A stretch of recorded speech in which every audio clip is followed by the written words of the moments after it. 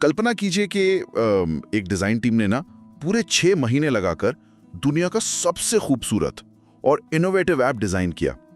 मतलब हर पिक्सल एकदम परफेक्ट, हर कलर एकदम शानदार। हाँ, और फिर जब वो डिज़ाइन फाइनली डेवलपर्स के पास पहुंचता है और प्रोडक्ट बनकर बाहर आता है तो वो कुछ और ही होता है। बिल्कुल, मतलब ओरिजिनल डिजाइन से बिल्कुल अलग। महीनों की मेहनत और स्टेक होल्डर्स का पैसा सब बर्बाद हो जाता है। डिजाइन और टेक इंडस्ट्री में ना ये मिसकम्युनिकेशन की बहुत बड़ी बीमारी है। एकदम सही कहा। ये तो वो बचपन के गेम ऑफ टेलीफोन की तरह हो गया ना, जहाँ बात शुरू कुछ और होती है और अंत तक पहुँचते पहुँचते पूरी कहानी बदल जाती है। Right, game of telephone. और आज की इस गहन चर्चा का मिशन ठीक इसी समस्या का इलाज समझना है। तो जो लोग डिजाइन के क्षेत्र में अपने करियर की शुरुआत कर रहे हैं, उनके लिए आज की चर्चा बहुत ही महत्वपूर्ण होने वाली है। बिल्कुल। और आज हम जो भी बातें करेंगे वो डिजाइन यूजर इंटरफेस नाम की किताब के चैप्टर 29 से ली गई हैं। हाँ, चैप्टर 29, जिसका नाम है प्रोटोटाइपिंग। तो आज हम प्रोटोटाइपिंग के बेसिक से लेकर रिसर्च और रियल डेटा तक सब कुछ गहराई से समझेंगे। तो सबसे पहले ये समझना जरूरी है कि आखिर ये प्रोटोटाइप है क्या, क्योंकि डिजाइन को सिर्फ कागज या स्टैटिक स्क्रीन पर देखकर ये समझ पाना बहुत मुश्किल होता है कि वो असली फोन पर कैसा लगेगा। राइट, तो मतलब प्रोटोटाइप सिर्फ एक डिजाइन का चित्र नहीं है ना? बिल्कुल नहीं। अगर विश्लेषणात्मक नजरिए से देखें तो प्रोटोटाइप एक सिमुलेशन है।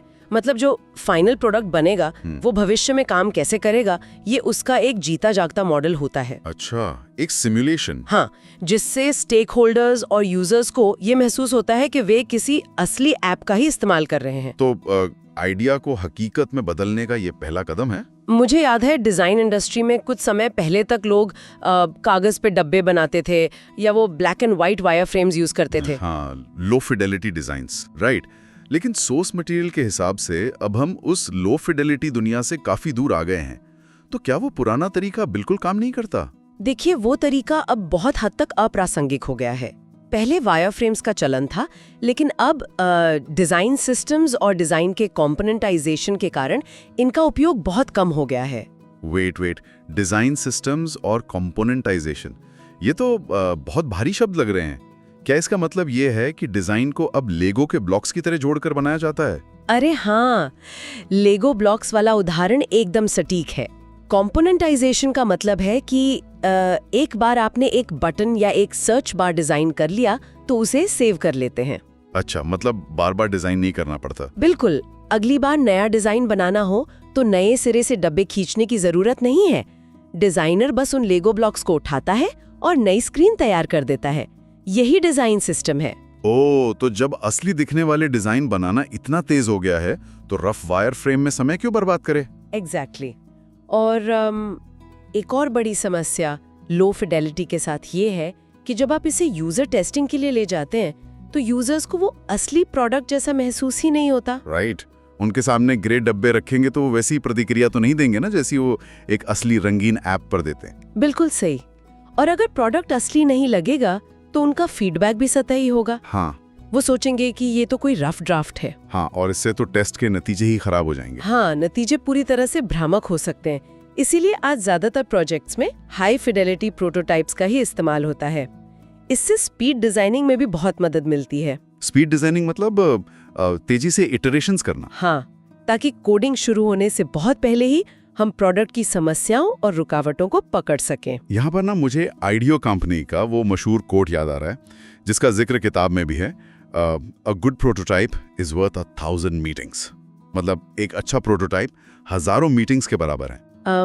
वो कोट सच्चाई को बहुत खूबसूरती से बयान करता है। किसी को बोलकर समझाना बहुत मुश्किल है, लेकिन एक क्लिकेबल प्रोटोटाइप हाथ में दे देना बहुत आसान है। राइट, मैं इसे एक एनालॉजी से समझाता हूँ। मान लीजिए कि कोई घर बन रहा है। अगर आर्किटेक्ट सिर्फ एक 2D ब्लूप्रिंट दे दे तो मेरे जैसे आम इंसान को तो समझ ही नहीं आएगा कि घर कैसा दिखेगा। बिल्कुल, ब्लूप्रिंट पढ़ना सबके बस की बात नहीं है। लेकिन वहीं अगर आर्किटेक्ट एक 3D वॉक थ्रू मॉडल दिखा दे जहां हम घर के अंदर घूम सकें, तो अचानक से सारे स्टेक होल्डर्स, कॉन्ट्रैक्टर्स सब एक ही बात समझ रहे होते हैं। एकदम सही एनालॉजी है। हाई फिडेलिटी प्रोटोटाइप भी सॉफ्टवेयर डेवलपमेंट का वही 3D मॉडल है। और इसी 3D वॉक थ्रू में एक कमरे से दूसरे कमरे तक जाने का जो रास्ता होता है ना, उसे डिजाइन में फ्लो डायग्राम्स कहते हैं। अच्छा, तो ये फ्लो डायग्राम्स कैसे काम करते हैं? ज्यादातर टूल्स प्रोटोटाइप को फ्लो डायग्राम्स के रूप में दिखाते हैं। इसमें ऐप की अलग अलग स्क्रीन्स को तीर के निशानों से जोड़ा जाता है। अच्छा, एरोज लगाकर। हाँ, जिससे डेवलपर्स को नेविगेशन का एक बर्ड्स आई व्यू मिल जाता है।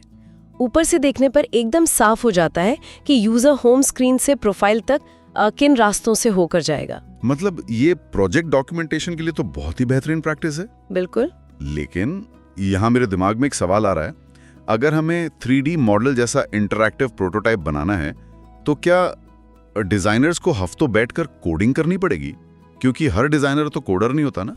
नहीं, हफ्तों कोडिंग करने की बिल्कुल जरूरत नहीं है।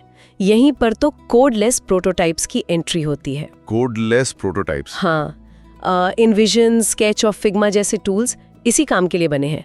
क्या आप अंदाजा लगा सकते हैं कि ये टूल्स बिना कोड किए जादू कैसे करते हैं?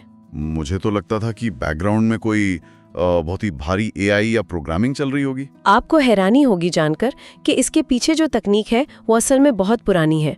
ये टूल्स इमेज मैप्स का इस्तेमाल करते हैं। Wait, image maps? मतलब वो जो पुरानी HTML तकनीक होती थी? बिल्कुल वही, जहां स्टैटिक इमेजेस के ऊपर अदृश्य लिंक बना दिए जाते हैं। जब प्रोटोटाइप में किसी बटन पर क्लिक होता है तो वो असल में कोड वाले बटन पर नहीं बल्कि एक इमेज के ऊपर बने उस इनविजिबल लिंक पर क्लिक होता है। ओहो रे, मतलब ये पूरा खेल सिर्फ एक इल्यूजन है। इमेजेस के ऊपर अदृश्य डब्बे बना दिए जाते हैं। हाँ, और ये लिंक तुरंत अगली स्क्रीन की इमेज खोल देता है। इससे एक चालू इंटरफेस होने का बहुत बढ़िया भ्रम पैदा होता है। अच्छा, किताब में इस लिंकिंग के 2 तरीकों का भी जिक्र है। एक तो सीधे ऑब्जेक्ट को लिंक करना और दूसरा खुद एक बड़ा रेक्टेंगल ड्रॉ करके लिंक करना। इनमें क्या फर्क है?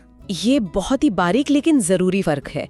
जब सीधे ऑब्जेक्ट को किसी छोटे से सबमिट बटन को लिंक किया जाता है तो क्लिकेबल एरिया सिर्फ उस बटन जितना ही रहता है। तो इससे ये टेस्ट होता होगा कि क्या फोन पर उस छोटे बटन को उंगली से टच करना आसान है या नहीं? एकदम सही। इसे टच टारगेट साइज टेस्ट करना कहते हैं। और दूसरे तरीके में उस छोटे बटन के आसपास खुद एक बड़ा रेक्टेंगल या हॉटस्पॉट ड्रॉ किया जाता है। अच्छा, तो ये हॉटस्पॉट बनाने से क्या फायदा होता है? ये नेविगेशन को आसान बना देता है। इससे हर एक्टिव एरिया बड़ा हो जाता है, जिससे यूजर को टेस्ट करते वक्त कम झंझट होता है। समझ गया। लिंकिंग के अलावा इस चैप्टर में एक पूरा सेक्शन ट्रांजिशन टाइप्स पर भी है। हाँ, ट्रांजिशंस बहुत जरूरी हिस्सा है। डिफॉल्ट रूप से तो स्क्रीन तुरंत या इंस्टेंट बदल जाती है। तो मेरा सवाल यह है कि क्या ये इंस्टेंट ट्रांजिशन काफी नहीं है? ये स्लाइडिंग या फेडिंग वाले ट्रांजिशन सिर्फ डिजाइन को सुंदर बनाने के लिए तो नहीं है? अक्सर लोग इसे सिर्फ सजावट समझते हैं, लेकिन इसके पीछे एक बहुत गहरा मनोवैज्ञानिक पहलू है। डिफॉल्ट इंस्टेंट ट्रांजिशन सिर्फ इंटरनल टेस्टिंग के लिए ठीक है। असली यूजर्स के लिए स्पेस में स्क्रीन्स की सही दिशा दिखाना बहुत जरूरी है। दिशा दिखाना स्पेस में? हाँ, इसे कॉग्निटिव लोड से जोड़कर देखिए। यानी दिमाग पर पड़ने वाला बोझ। इंसान का दिमाग जगह और दिशा के हिसाब से चीजों को याद रखता है। इसे स्थानिक स्मृति या स्पेशियल मेमोरी कहते हैं। अच्छा, तो मतलब जब ऐप में आगे बढ़ते हैं तो वो कैसे काम करता है? सामान्य नियम ये है कि अगली स्क्रीन दाईं तरफ से स्लाइड होकर आनी चाहिए और जब आप बैक बटन दबाते हैं तो पिछली स्क्रीन बाईं तरफ से वापस स्लाइड होकर आनी चाहिए। ओह, ताकि यूजर को ये फील हो कि पुरानी स्क्रीन कहीं गायब नहीं हुई थी बल्कि वो बाईं तरफ इंतजार कर रही थी। एग्जैक्टली। ट्रांजिशन स्क्रीन्स के बीच के रिश्ते को स्थापित करते हैं। अगर गलत ट्रांजिशन हो, जैसे बैक जाने पर भी स्क्रीन दाईं तरफ से आ रही है, तो यूजर के दिमाग में बहुत बड़ा कंफ्यूजन हो सकता है। हाँ, तब तो यूजर को समझ ही नहीं आएगा कि वो ऐप में आगे जा रहा है या पीछे जा रहा है। कॉग्निटिव लोड बढ़ जाएगा। बिल्कुल, और वो फ्रस्ट्रेट हो जाएंगे। ये कमाल की बात है कि जिसे हम सिर्फ एनिमेशन समझते हैं वो असल में नेविगेशन का पूरा मैप है। लेकिन मुझे यहाँ एक बहुत बड़ी समस्या नजर आ रही है। कैसी समस्या? अगर ये कोडलेस प्रोटोटाइप्स सिर्फ इमेजेस हैं तो इनमें टाइप कैसे होगा? अगर ऐप में कोई रजिस्ट्रेशन फॉर्म है या सर्च बार है तो कीबोर्ड तो चलेगा ही नहीं, क्योंकि वो तो बस एक फोटो है। आपने बिल्कुल सही नस पकड़ी है। यही कोडलेस प्रोटोटाइप्स की सबसे बड़ी सीमा है। इनपुट बॉक्सेस सिर्फ इमेजेस होते हैं और यहीं से कोडेड प्रोटोटाइप्स की एंट्री होती है। तो अब इल्यूजन से बाहर निकलकर हकीकत में आना पड़ेगा। ये कोडेड प्रोटोटाइप्स क्या होते हैं? इन्हें बनाने के लिए UX पिन, फ्रेमर या सीधे HTML और CSS का इस्तेमाल होता है। ये असली प्रोडक्ट जैसे ही इंटरैक्टिव होते हैं। मतलब इनमें सच में कीबोर्ड से टाइप कर सकते हैं? हाँ बिल्कुल, ये फॉर्म्स को वैलिडेट भी कर सकते हैं। जैसे अगर किसी ने ईमेल में @ नहीं लगाया तो ये तुरंत एरर दिखा देंगे। इनमें एक्सटर्नल डेटा भी एम्बेड हो सकता है, जैसे गूगल मैप्स या यूट्यूब। अरे वाह, ये तो लगभग एक तैयार ऐप ही हो गया। हाँ, और सबसे दिलचस्प बात ये है कि ये प्रोटोटाइपिंग और फ्रंट एंड डेवलपमेंट के बीच की लाइन को बिल्कुल धुंधला कर देता है। डिजाइन सिस्टम्स के साथ तो ये सीधे फाइनल ऐप के फ्रंट एंड कंपोनेंट बन सकते हैं। लेकिन वेट, अगर डिजाइनर को ये सब करना है तो क्या डिजाइनर को अब कोडर बनना पड़ेगा? ये तो बहुत से डिजाइनर्स के लिए डरावना हो सकता है। इसीलिए सोर्स मटेरियल में ब्लेंडिंग कॉम्पिटेंसीज यानी योग्यताओं के मिश्रण पर बहुत जोर दिया गया है। आज के समय में डिजाइनर्स को सिर्फ पिक्सल तक सीमित नहीं रहना चाहिए। तो उन्हें कोडिंग सीखनी चाहिए? कम से कम बेसिक CSS या थोड़ा बहुत रिएक्ट और जावास्क्रिप्ट जरूर समझना चाहिए, ताकि वे जान सकें कि उनका डिजाइन कोड में कैसे काम करेगा। और मुझे लगता है इसका उल्टा भी सच होना चाहिए। डेवलपर्स को भी डिजाइन की थोड़ी समझ होनी चाहिए। 100%। फ्रंट एंड डेवलपर्स को डिजाइन के बेसिक प्रिंसिपल्स पता होने चाहिए। जब दोनों तरफ से ये समझ बढ़ती है तो कोलैबोरेशन बहुत शानदार होता है। मतलब ये तो उस पुरानी दीवार या साइलो को तोड़ने जैसा है जहां डिजाइनर अपना काम खत्म करके डेवलपर की तरफ फेंक देता था। सबसे बेहतरीन टीमें वही हैं जिनमें डिजाइन ड्रिवन डेवलपर्स और थोड़ी कोडिंग समझने वाले डिजाइनर्स होते हैं। बिल्कुल, ये पूरी टीम के लिए एक सुपर पावर है। और इसी सुपर पावर से इंटरैक्टिव प्रोटोटाइप बनता है, जिससे टेस्टिंग अच्छी होती है। पर टेस्टिंग को लेकर मेरा एक और सवाल है। हाँ पूछिए। मान लीजिए एक बहुत शानदार कोडेड प्रोटोटाइप तैयार है, लेकिन अगर हम उसमें असली नाम की जगह सिर्फ डमी टेक्स्ट यूज करें या फर्स्ट नेम लिख दें तो क्या परेशानी है? ये एक ऐसी गलती है जो डिजाइनर्स अक्सर अनजाने में कर बैठते हैं। किताब साफ तौर पर चेतावनी देती है कि कभी भी लॉरेम इप्सिम या डमी इमेजेस का इस्तेमाल नहीं करना चाहिए। हमेशा रियल लुकिंग डेटा डालना चाहिए। Real data? तो क्या यूजर्स का असली डेटा चुरा के डालें? अरे नहीं, प्राइवेसी सबसे ऊपर है। रियल डेटा से मतलब यहाँ सिम्युलेटेड डेटा से है। जनरेटर्स का उपयोग करके असली लगने वाले नाम डालने चाहिए, जैसे अमित शर्मा या प्रिया पटेल। अच्छा, और डमी इमेजेस की जगह इंसानों की असली लगने वाली फोटोज। पर ऐसा क्यों? डमी डेटा से क्या नुकसान है? इसके पीछे बहुत बड़ा तकनीकी कारण है। टेस्टिंग के दौरान हमेशा सबसे लंबे नाम और सबसे बड़े नंबर्स डालकर टेस्ट करना चाहिए। लंबे नाम मतलब जैसे रामाकृष्णन, वेंकटरमन, सुब्रमण्यम। एग्जैक्टली। ये देखने के लिए कि जब इतना लंबा नाम स्क्रीन पर आएगा तो डिजाइन टूट तो नहीं जाएगा, क्या टेक्स्ट अगली लाइन में जाके लेआउट खराब कर देगा।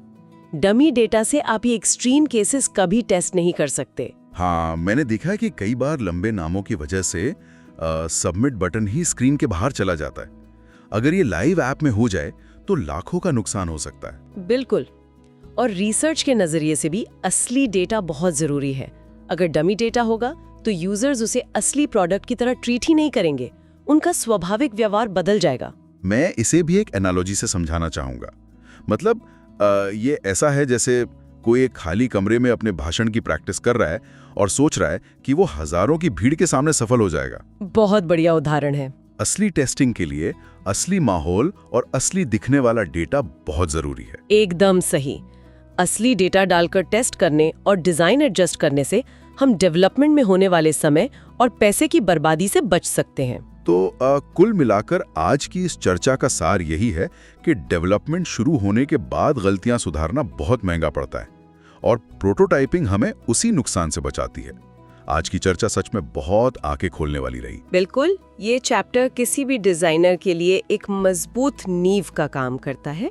डिजाइन सिर्फ दिखने में अच्छा नहीं होना चाहिए, उसे काम भी सही करना चाहिए। राइट। शुरुआत हुई थी गेम ऑफ टेलीफोन वाली समस्या से, फिर हमने समझा कि कैसे हाई फिडेलिटी प्रोटोटाइप्स इसे खत्म करते हैं, फ्लो डायग्राम्स के बर्ड्स आई व्यू को जाना, ट्रांजिशंस का विज्ञान समझा और कोडेड प्रोटोटाइप से दीवारें टूटते हुए देखी, और आखिरकार असली दिखने वाले डेटा की अहमियत को भी अनपैक किया। तो जो लोग डिजाइन की दुनिया में अपना करियर बना रहे हैं उनके लिए सोर्स मटेरियल सच में एक खजाना है।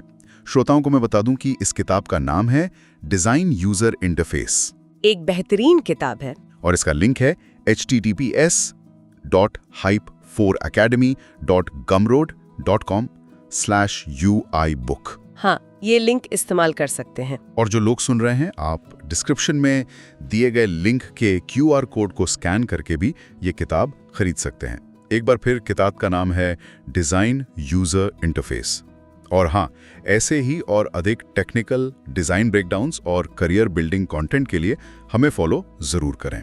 और आखिर में मैं बस एक विचार छोड़कर जाना चाहूँगी, जिस तेज़ी से डिज़ाइन टूल्स एडवांस हो रहे हैं और सीधे फ्रंट एंड कोड जनरेट करने लगे हैं, तो क्या भविष्य में डिज़ाइनर और डेवलपर के बीच की ये लकीर पूरी तरह मिट जाएगी? क्या कल का डिज़ाइनर ही असल में कल का इंजीनियर होगा? इस पर गहराई से विचार ज़रूर कीजिएगा।